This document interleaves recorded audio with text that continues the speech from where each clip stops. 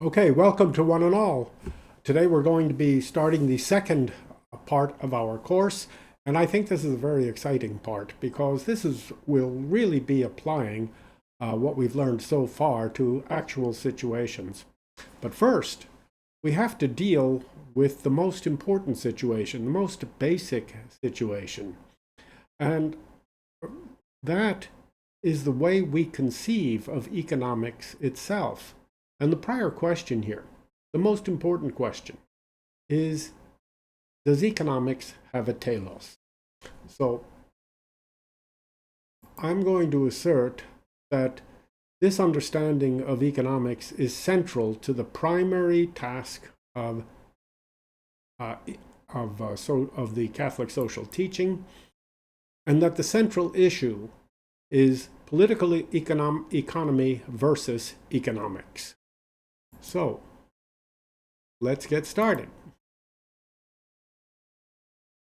And I think the task can be called the Reconstructing Economics as the Science of Political Economy. Well, if we're going to talk about reconstruction, the first question is always, why reconstruct? If it ain't broke, don't fix it. Well, is it broke? Think about this. We had a great recession in 2008, and 98% of all economists missed it. They didn't see it coming. In fact, the real number is more like 99.5. But that shouldn't surprise us because the same thing happened with the last recession, and with the one before that, and with the one before that, and with the one before that, etc. The truth is, the lack of predictive ability leads to the suspicion of a lack of descriptive accuracy. After all, if you have a physical science that can't predict anything, do you really have a science? Well, you cannot predict the course of a system if you cannot accurately describe that system. And if you cannot accurately describe the system, you cannot accurately prescribe for that system. Economists have difficulty agreeing on a description of the economy, and hence prescription and prediction are just about impossible. The theory describes a system that tends towards equilibrium when left alone, but simply has never worked that way. Look at this chart. These are the US business cycles from 1875 to 2020. Now, when we see a very confusing chart like that, the first thing we should sort of look at is shapes and patterns. So you'll notice there's an overall white chart with gray bands. And if you look on the left side of the chart, the gray bands seem to come very close together and are very wide. And on the right side of the chart, the gray bands are thinner and less frequent. And look at this blue line, okay, jumping up and down. Well, again, on the left side of the chart, this blue line is very, very erratic, but seems to straighten out on the right-hand side of the chart. And then finally, we have a red line. And this red line has a very, very shallow slope in the first part of this chart, and then a very rapid rise in the second part. Okay, so what do all those things represent? Well, the gray bands indicate periods of recession. Notice, in the first part of this chart, the left-hand side of this chart, they seem to be very thick. And they seem to be very thin on the right-hand side of the chart. The blue line, this blue line, represents the changes in gross national product quarter to quarter. So again, on the left-hand side of the chart, it's very, very erratic. It looks like somebody, like the EKG of someone in the middle of a heart attack. Okay. And then on the right-hand side of the chart, well, it seems to flatten out somewhat. And this red line represents the absolute value of the GNP. Look, it rises very, very slowly on the left-hand chart and then sort of asymptotically on the right-hand side. Well, let's see what that represents. In the years 1880 to 1939, there were 17 contractions. That means there was an average frequency of 3.8 years. That is, every 4 years or less, the economy contracted. Furthermore, the length of that contraction was nearly 22 months, or nearly 50% of the time. The decline in GDP was just under 6%. The annual growth rate was a little over 3%. And the standard deviation, that measures how radical, how wild these swings are, that's 7.74%. But in the period 1940 to 2017, there were 11 contractions. The average frequency was less than 6 years. The average length of the contraction, however, was only 11 months, so almost half as long as the pre-1940 contractions. And the real decline was much, much lower than in the pre-war contraction, less than 2% to from nearly 6%. The growth, the average growth of the GDP was a little bit faster, but because it didn't have as many interruptions, it was steeper. And then finally, the standard deviation for this line is only 2.61%. So we can see that there has been a big change in the economy before 1940 and after 1940. Well, what's happened since 2008? Well, we've had a recovery, but it's what they call a K-shaped recovery. That is, it is moving in two directions at once. So 30% are doing better than ever. But 30% never actually recovered from the recession. The rest of us are in the middle. Problem here is that these kind of divergencies, when society starts diverging to this level, you get social and political instability. Well, now that pre-market, in that pre-1940 period, of course, we believed in this self-regulating economy. And it simply didn't work. So if the market is not, in fact, self-regulating, we need to find some other principle of order. And to the extent that the government will perform this role, we need a principle to distinguish beneficial interventions from harmful interventions.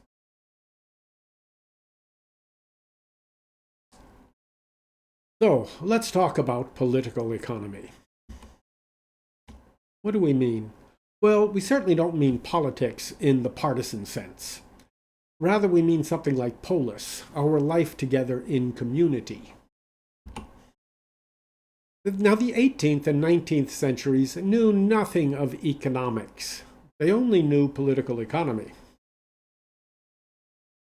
However, some felt that the connection with politics made the discipline unscientific.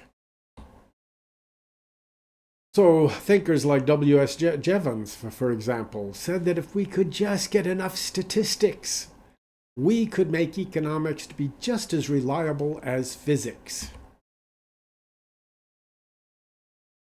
So in 1891, the science was split into politics and economics. Economics would deal with the real world, while politics would deal with, well, who gave a damn what it dealt with, because it was really just philosophy and not real science.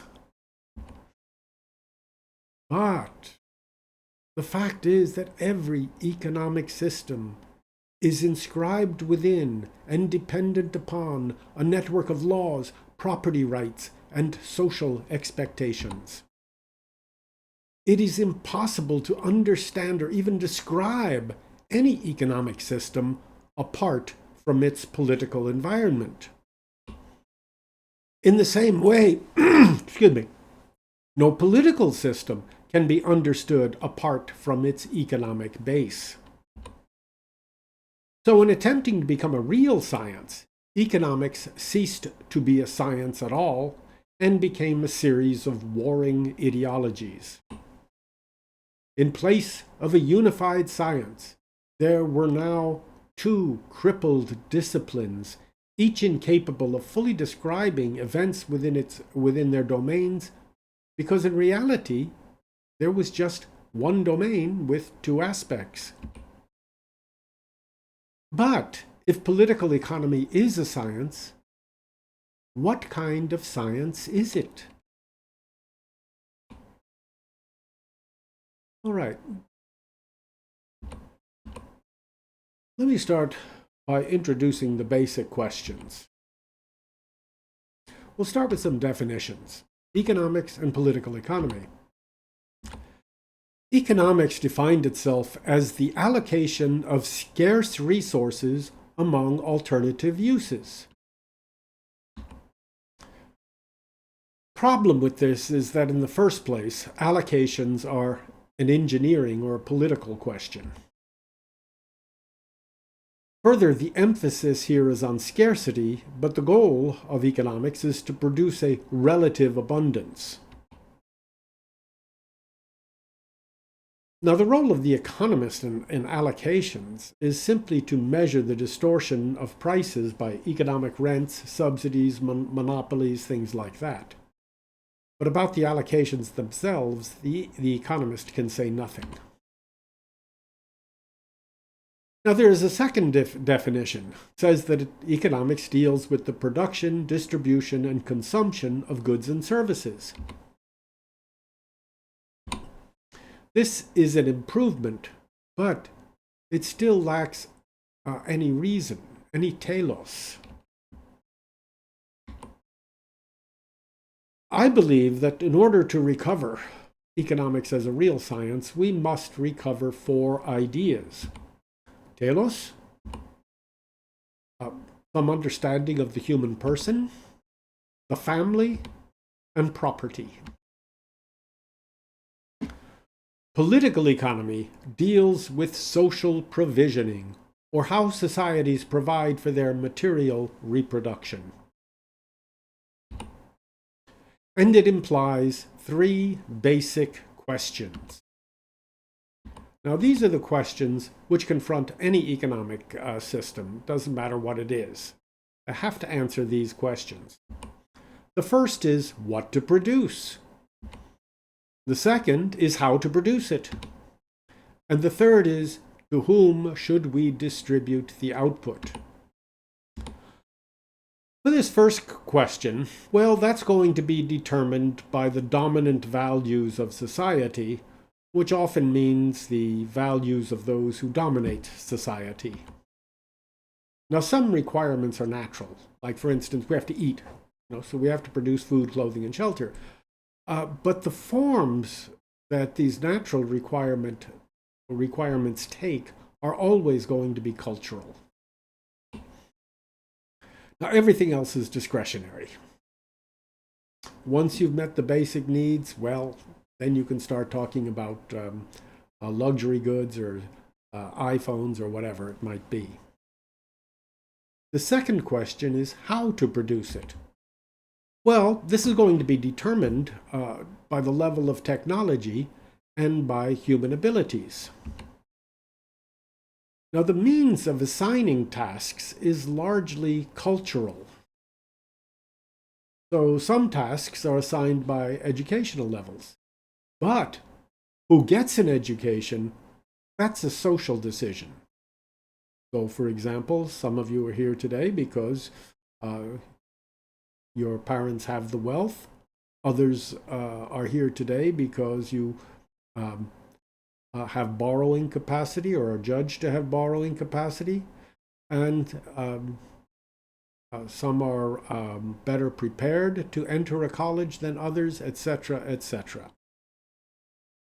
All right, the third question, to whom should we distribute the output? Well, there are some necessary aspects. Output must be divided so that enough workers survive to the next season so we can continue producing. And further, enough must be distributed so that at least some can reproduce and continue the human race for another generation. Beyond that, the answers are discretionary.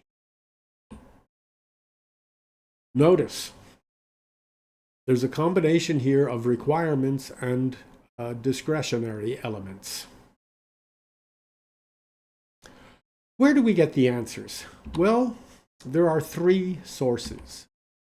One is tradition, the second is command, and the third is the market. Let's talk about tradition. Under tradition, the past guides the present. Your father was a blacksmith, you'll be a blacksmith. We produced these crops last year, we'll produce the same crops next year, etc. So there's little change and less freedom. All questions are answered, but in advance and with little option for growth and change. Now, under command, a central authority provides all the answers. The problem is that even if the planners are competent, they may be seeking their own interests and their own values, and these values may be at odds with those of the rest of society. Nevertheless, there are many successful societies with a high degree of planning, and there are no societies with no planning whatsoever. And finally, then, we can seek answers in the market. Now, with the market, it is the forces of supply and demand that dictate the answers. So each individual responds to price signals to maximize their own utility. In this way, a spontaneous order is generated. Or is it?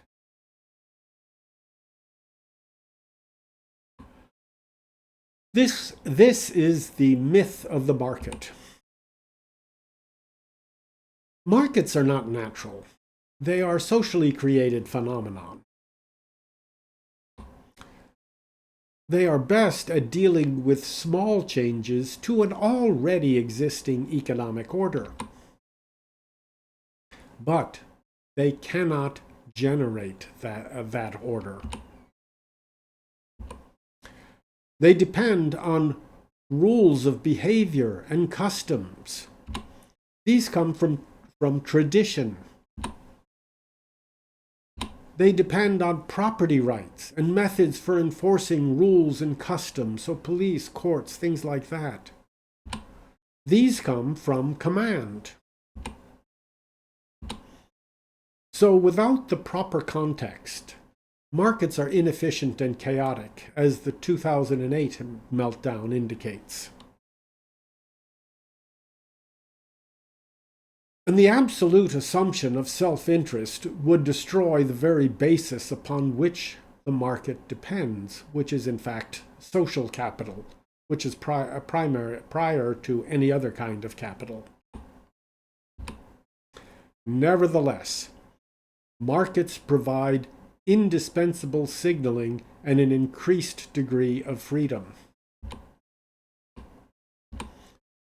While the market cannot answer any social or economic question, no answers are available without at least some reference to the market.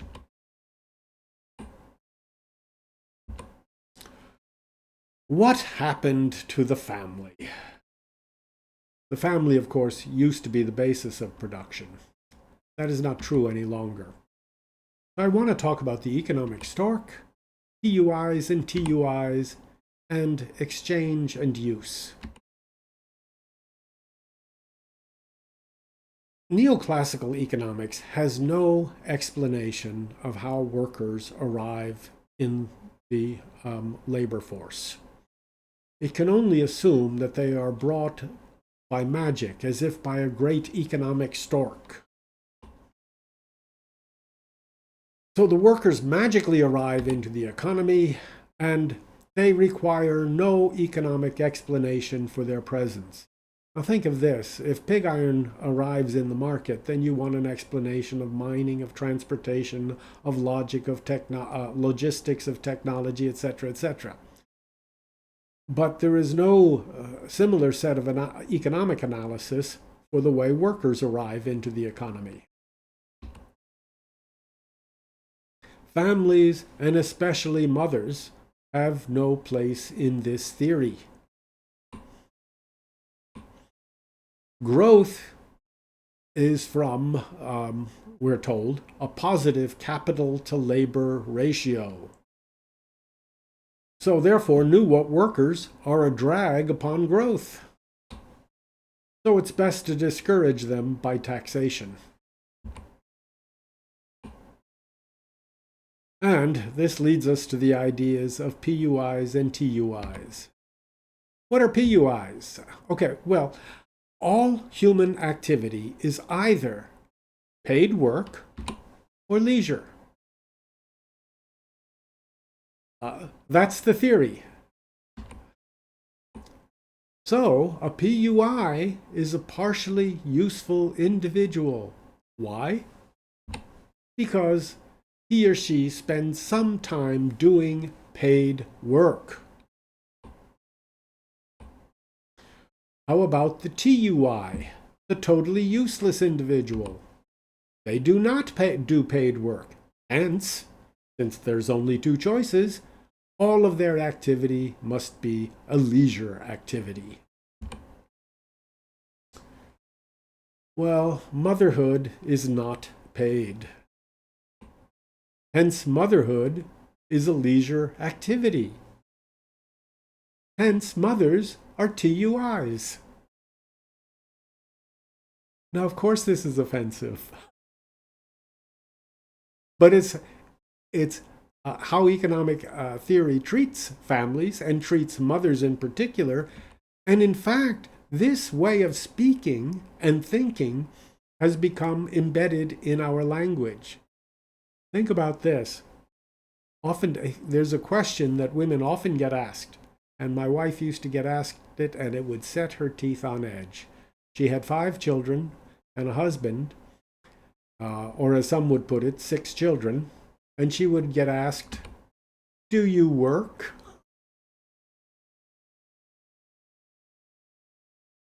Why? Because people assume that only paid work counts as work.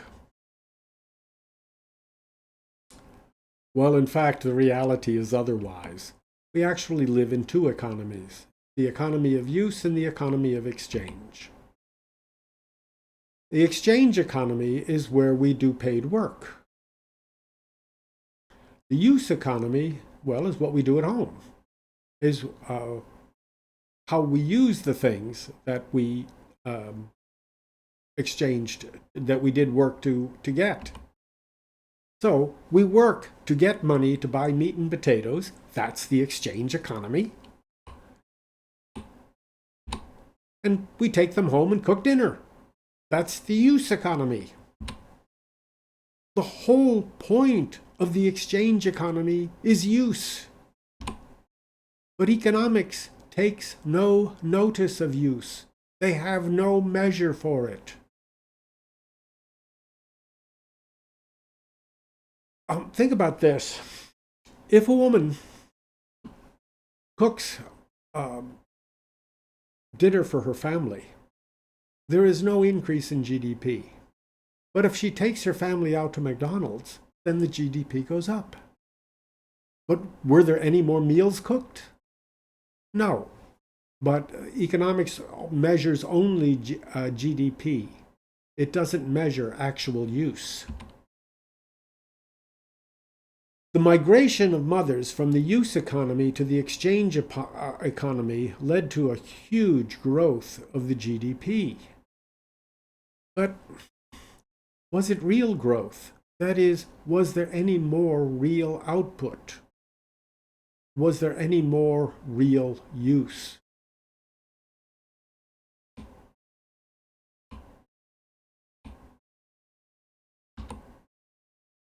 Let's talk about the family and economic order, two subjects you don't often see together. Economic order requires fully socialized participants. These participants are produced and socialized within the family. But the family, like any enterprise, has its own capital costs: home, car, appliances, etc. Its own maintenance costs, subsistence. Its own production costs, education, for example.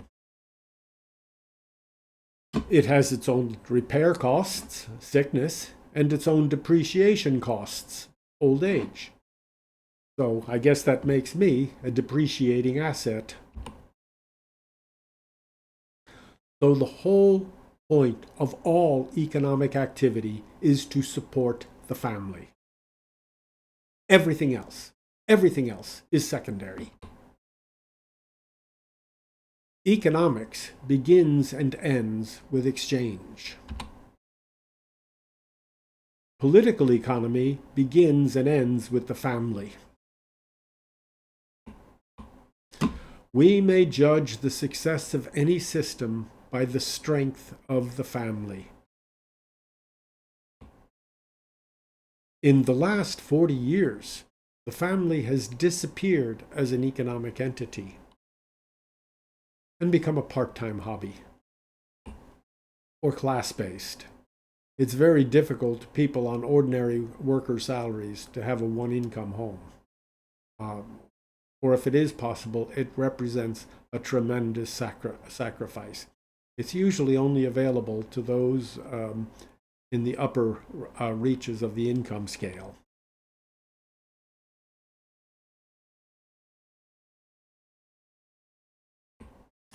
Now let's talk about the human person.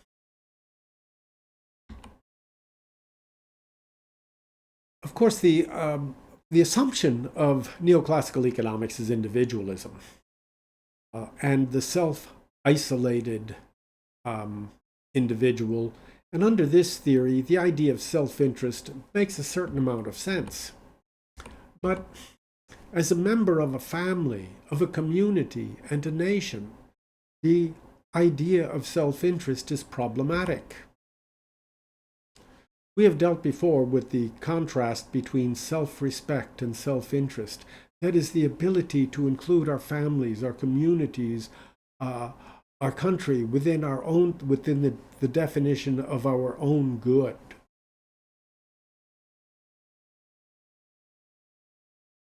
The person in neoclassical economic theory is a drag on growth.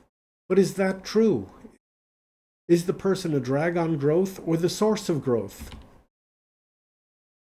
Since Malthus, persons have been seen to be an impediment to economic growth.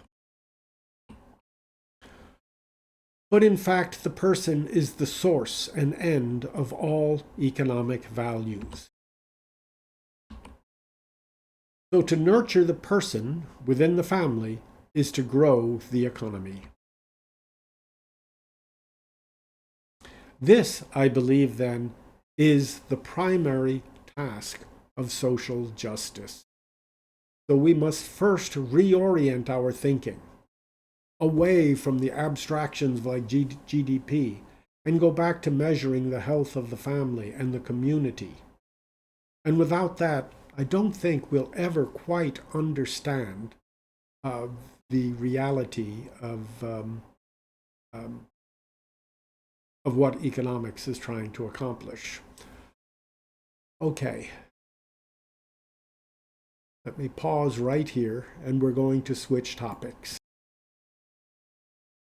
I think we ought to start with what is probably the hardest question.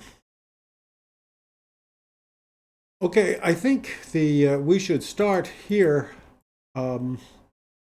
dealing with the hardest question of all. Here we go. Still learning these controls. Well, what is So I think if we can't start with the hardest question and work our way down from there, I think we'll be missing something. So what is the hardest question? Well, I'm going to assert that it's land redistribution. Every single social encyclical calls for a better division of property. But how is that to be accomplished? Well, let's take a look.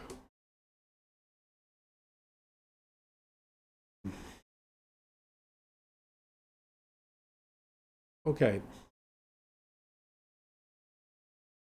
We're going to look at the Land to the Tiller program.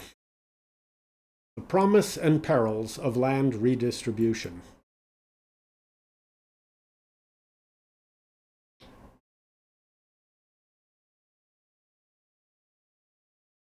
You can make a purely neoclassical case for land reform, okay, without referring to any moral teaching such as Catholic social teaching.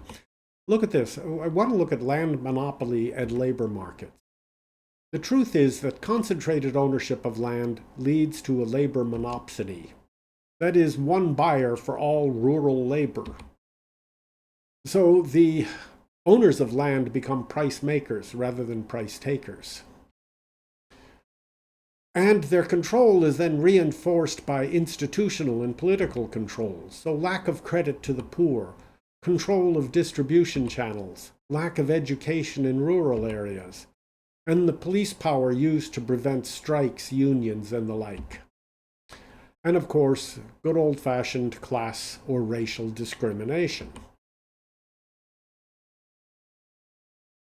Look at this chart. This is a chart you've seen 100 times, I think. This is the supply and demand chart, and it shows the effects of a monopsony on output, employment, and profit.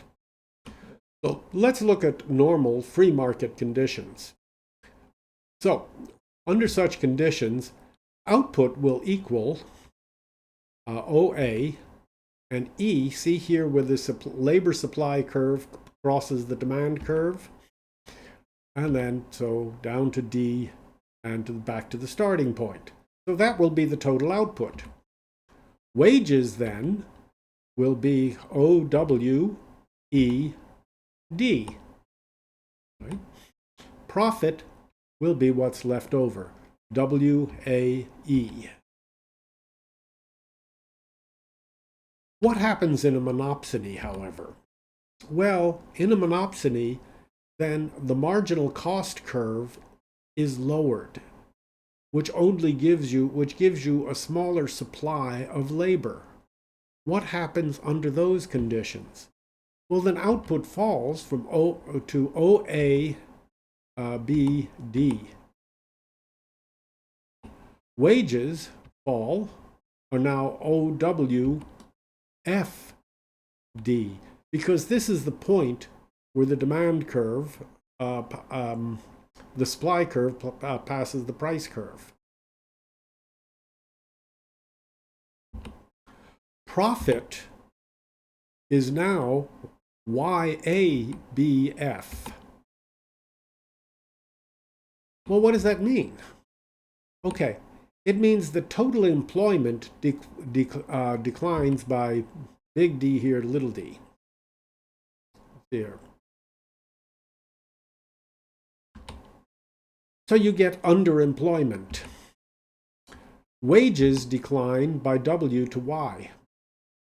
So you get exploitation.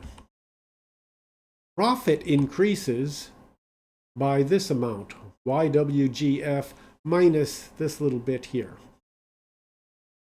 So you get economic rent. And then output falls by DBED. So this section right here. So you get artificial scarcity and underproduction. Okay, so that means the neoclassical case for land redistribution is that wider land ownership leads to the end of the labor market monopsony a higher reservation wage. A reservation wage is the least wage that anybody will work for.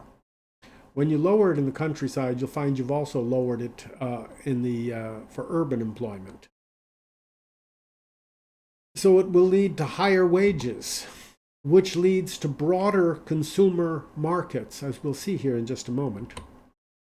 And it leads to more diffuse political power and higher social cohesion.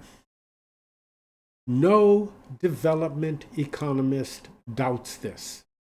These are not really at issue in any development debate. So it's not socialism, it's just good economics. But how can it be done? Well, it's a question of methods. What methods are available to us? We'll have to answer some questions then. How much is too much? How much land should be redistributed? Who gets the land? Where does the money come from? What is the relationship between newly distributed lands and the wider agricultural system, its supply distribution chain, its processing chain, etc.? And probably the naughtiest question is, does this really fulfill justice? And what are the practical effects? Well, we can think of three basic methods for accomplishing this: expropriation, market buyouts, and partial expropriation, partial buyout. Expropriation is simple. You just take it from the haves and give it to the have-nots. Now, you can say this actually accomplishes redistribution. Or does it? Actually, that's not clear, as we'll see in a minute. Market buyouts. Well, you just compensate the owners at market prices. In other words, you redistribute it by commutations. But do commutations really change anything? Or partial expropriation and a partial buyout. This involves a forced sale, but at below market prices. Expropriation has these advantages. It breaks the monopsony. It costs very little. And it could actually change power relationships. But it has some problems. One, it recognizes no rights of the current owners. Now, certainly the current owners must have some rights. Furthermore, it tends to end in violence. If there's no justice involved, it's criminality, and criminality tends to lead to violence. So experiments in, not experiments, but land redistribution in Zimbabwe, for example, was often very, very violent. Well, it ends in violence because it begins in injustice. And furthermore, it ignores the agricultural context, because along with redistribution, there must be reform of agricultural systems. Market buyouts, these are the solutions favored by the World Bank and the IMF, and they give tremendous loans for this purpose. But really all it does is substitute interest payments for rent payments. It ignores the agricultural context, the wave of middlemen, processors, distribution, etc. The old owners remain in control of these. The plain fact of the matter is that commutations cannot change distributions. So if you have land worth $1 million and I give you $1 million for that land, you have the same amount before and after the exchange. You just have it in a different format. Nothing really has changed except for that the new people have huge debts to pay. Often under these buyouts, the farmers are worse off than before. The third method is a little bit different. Owners are forced to sell their property, but at prices well below the market price. Now, this recognizes that the owners have some legitimate rights, but it actually redistributes property. And successful programs are accompanied by supports for credit, marketing, distribution, processing, etc., etc. Agriculture is not just a simple matter of growing stuff. It's a very complex system. And it's accompanied by investments in education, infrastructure, healthcare, and so taxation, and so on. Who gets the land? Well, the new owners are the old tenants. And that's why it's called land to the tiller. The people who have been tilling the land now come to own the land. This program was tried out after World War II in Korea, Japan, and Taiwan. And it formed the basis of the redevelopment of these countries after the Second World War. Well, we're going to take the case of Taiwan as an example of these programs. Now, you have to look at the historical background. And that historical background involves the fall of the Chinese Empire. So in 1912, Henry Puyi, the last Chinese emperor, abdicates. This ends 2,000 years of imperial rule. Sun Yat-sen and the Kuomintang, the Chinese nationalists, take over the country. Land reform was a key promise of the Kuomintang. But they were always at war, first with the communists under Mao Zedong, then with the Japanese, and then with the communists again. So they never had sufficient control to do any serious land redistribution. And in fact, the large landowners were their political support, so they could hardly have done it anyway. Well, Sun Yat-sen is succeeded by, after his death, by Chiang Kai-shek. But Chiang Kai-shek is defeated by Mao Zedong in 1947. The largest and oldest nation on earth becomes communist. The West is in an absolute panic. Enter Douglas MacArthur, who was at that time the virtual emperor of the East. He was, of course, the commanding general of forces, Pacific forces in World War II, and now he had come to be the chief figure in Asian politics, government, and economics. His tasks become holding the line in Taiwan, Korea, and Indochina. Now, MacArthur is a distributist, and he is determined to implement land reform as a bulwark against China. Okay, let's think about Taiwan in 1949. Okay, it's this little island just a few miles away from this vast bulk known as China. Furthermore, it was backward and, you might say, feudal. It was mostly an island of sharecroppers paying 50 to 70% of the crop in rents. And it was mostly illiterate. Okay, most of the land was owned by just 20 families. Furthermore, there were no leases. It was tenancy at will. That is, at the will of the landlord. You could be kicked off the land at any time. And these landlords had no interest in industry or business. Why should they? The land returned so much to them, but they really didn't need to do anything else. Furthermore, Taiwan had to absorb 2 million refugees from China.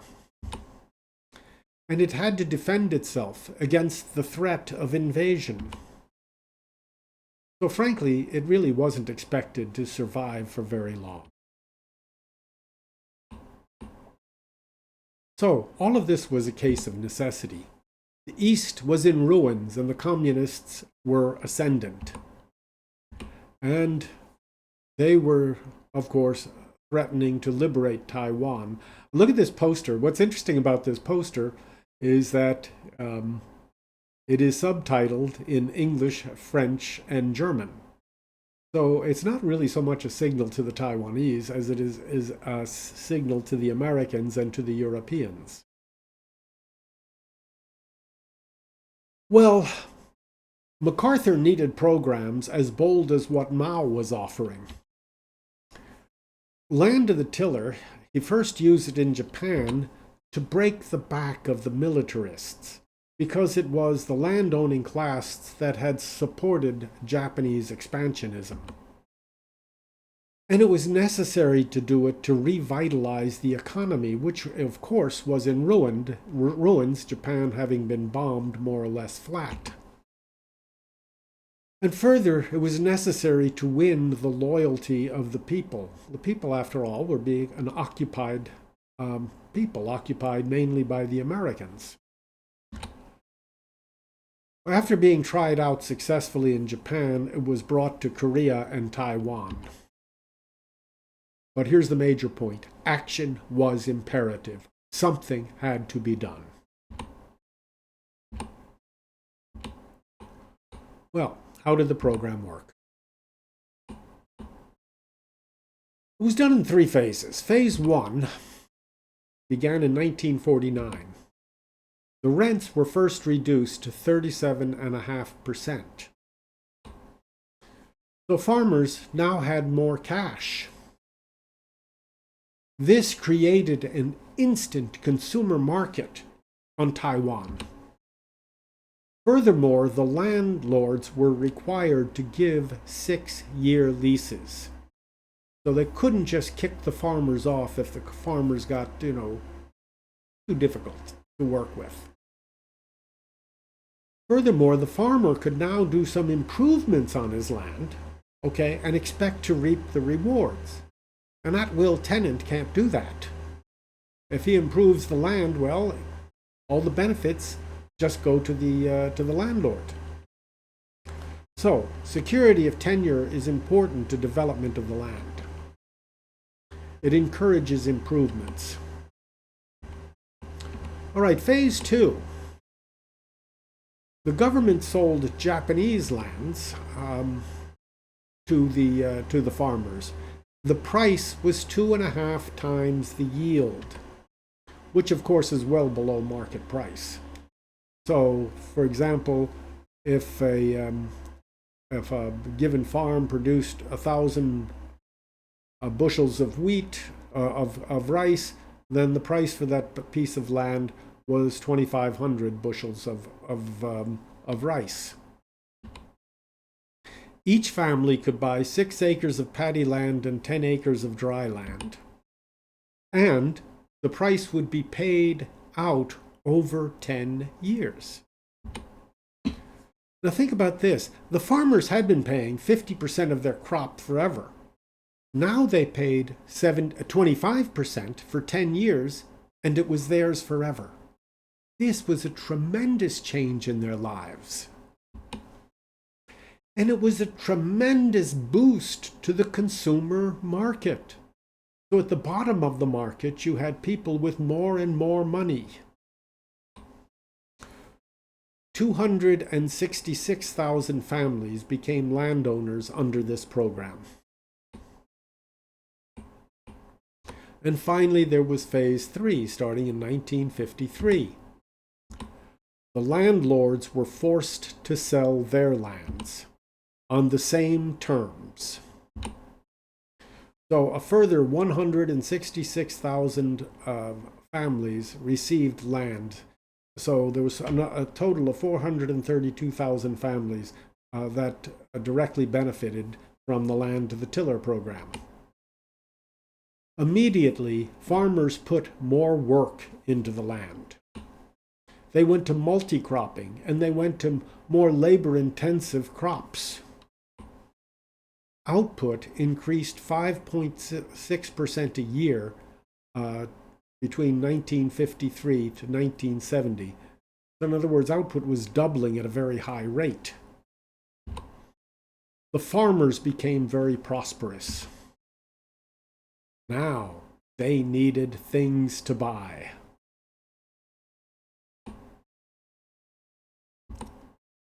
What were the results? Well, let's start with what about the landlords? Well, I said the price was 2.5 times the yield, but in fact, the landlords didn't even receive that. What they actually received, they got 10% of that amount in cash. 30% of it came in stocks of government-owned businesses. But the rest came with light industrial bonds. These bonds were worthless outside of Taiwan.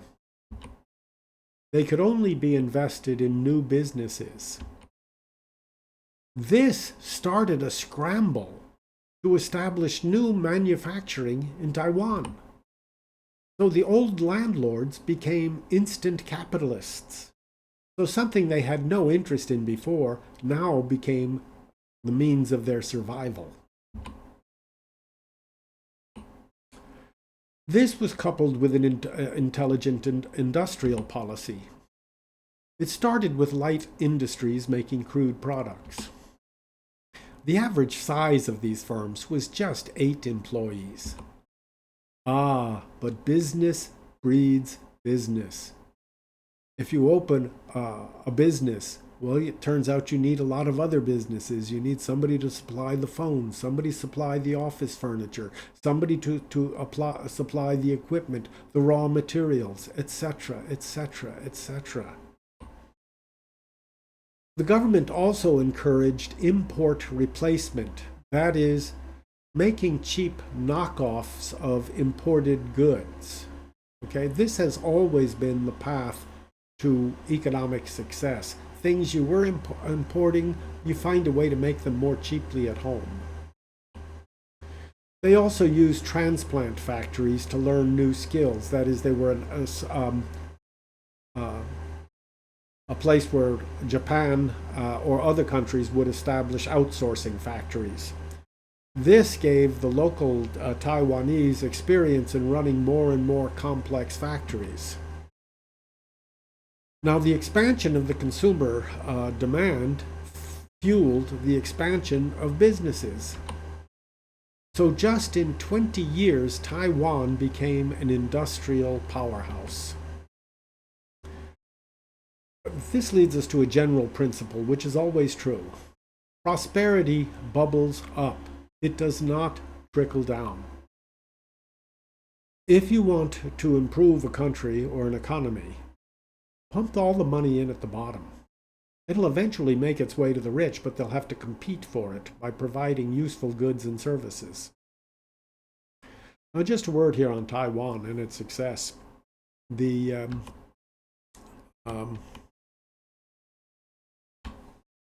the 1950s, I'll tell you a personal story, we used to get these toys from Taiwan. They were just a little car, one-piece metal car, stamped out and covered with probably lead paint. Okay, and if you turned the car over, what you saw was the Budweiser beer can label. So in other words, this business was simply taking old beer cans, stamping toys out of them, and selling them. So in the 1950s, made in Taiwan meant cheap and nasty. Okay? However, think about this. Metal stamping is the most primary skill for any business that uses metal. So they started out making these cheap, nasty products. And in 20 years, they were kicking American ass in shipbuilding, optics, cameras, industrial goods of all sorts. The results for society. For the government, think about it. It bought land it didn't own with money it didn't have to create industries that didn't exist. They went from cheap, nasty goods to become an industrial powerhouse in just one generation. Literacy increased from 45% in 1945 to 93% in 1989. Caloric intake went from 2,000 calories a day to 3,000 calories. In other words, they were getting fat.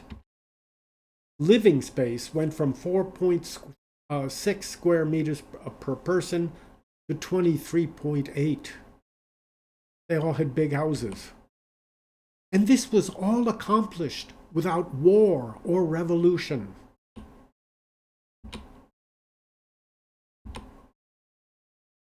Nevertheless, we are left with this question. Is it justified? The answer is going to depend on your view of property.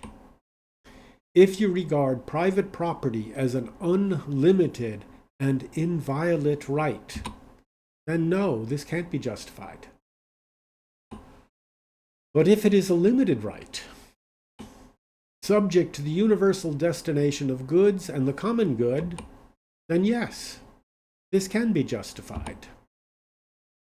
Catholic social teaching comes down on the side of property as a sacred but limited right.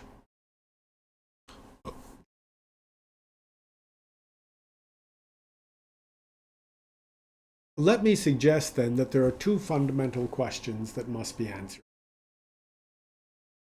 Is economics a humane science or a physical science? Is private property an unlimited right or limited by the universal destination of goods? So I look forward to seeing your answers to these two questions on the discussion pages and in our study groups. And I look forward to any other questions and discussions we can have on that. So with that, I shall see you all in the study group shortly.